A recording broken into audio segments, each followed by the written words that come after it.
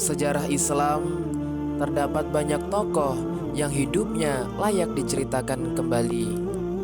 Mereka adalah sosok-sosok yang keberaniannya membentuk dasar-dasar agama ini.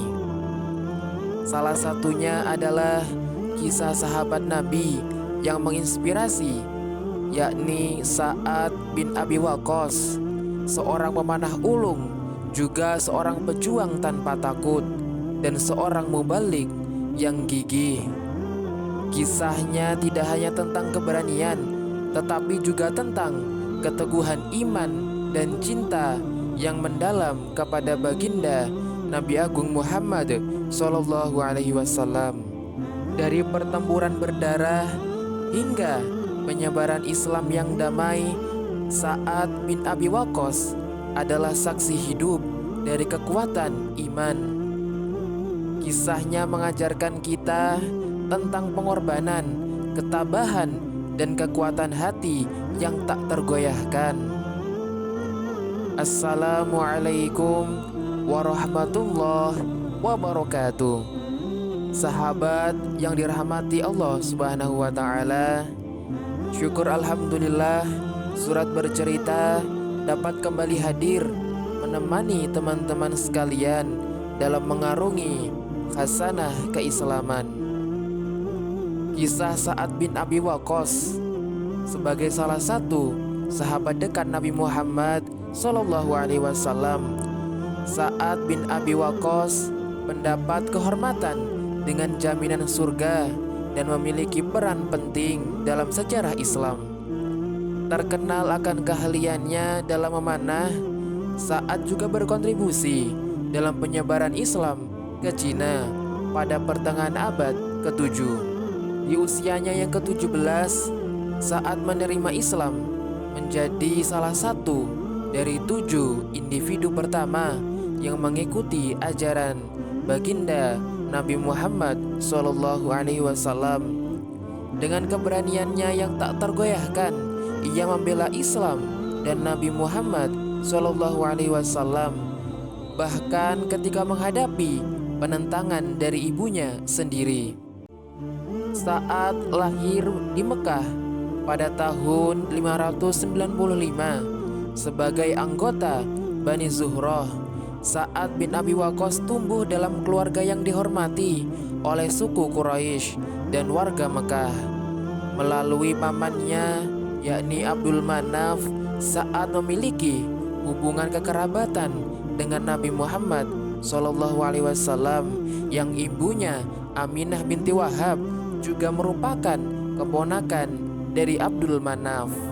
Pada usia 17 tahun, Sa'ad memutuskan untuk mengikuti jejak Nabi Muhammad Sallallahu Alaihi Wasallam dan memeluk Islam. Meskipun menghadapi tantangan dari ibunya, Hamnah sempat marah dan mengancam akan mogok makan hingga saat meninggalkan Islam. Namun Sa'ad tetap teguh pada keyakinannya, dan pada akhirnya ibunya pun menerima keputusannya. Setelah menjadi seorang muslim, Sa'ad bin Abi Waqqas ikut serta dalam berbagai pertempuran yang dihadapi umat Islam. Ia menunjukkan keahliannya dalam memanah dan menjadi orang pertama yang melukai musuh dengan anak panah dalam Islam. Ia juga mengalami luka pertama dalam Islam karena anak panah. Keahliannya ini membuatnya selalu setia mendampingi Rasulullah Shallallahu Alaihi Wasallam dalam mempertahankan ajaran Islam. Setelah wafatnya Nabi Muhammad Shallallahu Alaihi Wasallam pada tahun 632, Sa'ad terus berjuang dengan nama Islam, termasuk berperan penting dalam penaklukan kekaisaran Sasaniyah di Persia dan membuka jalan bagi penyebaran Islam di wilayah itu. Di bawah pemerintahan Khalifah Umar bin Khattab, Sa'ad diangkat menjadi panglima perang dan terlibat dalam ekspansi wilayah Khulafaur Rasyidin serta dakwah Islam. Sa'ad juga dikenang sebagai sahabat Nabi yang membawa Islam ke negara Cina. Pada tahun 651, ia dikatakan telah menyebarkan Islam di bawah pemerintahan Kaisar Yonghui dari dinasti Tang. Kehadiran Masjid Agung Huaisheng atau Masjid Sa'ad bin Abi Waqqas di Guizhou yang diakui oleh suku Muslim Huai di Cina menandai sebagai salah satu masjid tertua di negara Cina. Sa'ad bin Abi Waqqas berpulang pada tahun 674 di kediamannya di Atik, dekat kota Madinah. Ada riwayat yang menyatakan bahwa ia meninggal karena diracun dan dimakamkan di pemakaman bagi, tempat peristirahatan terakhir banyak sahabat Nabi Muhammad SAW.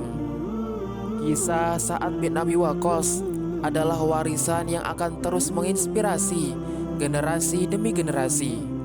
Semoga kita semua dapat mengambil pelajaran dari kisah sahabat Nabi yang setia mengikuti perjalanan dakwah dari Nabi Muhammad SAW.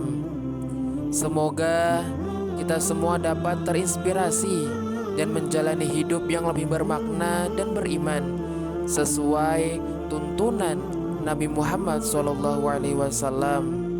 Seorang Abi Waqqas yang dulunya non-muslim pun mampu untuk berjuang dalam menegakkan ajaran Islam. Semoga kita juga dapat lebih meneladani beliau untuk menjadi suri tauladan dalam perjuangan menegakkan ajaran Islam.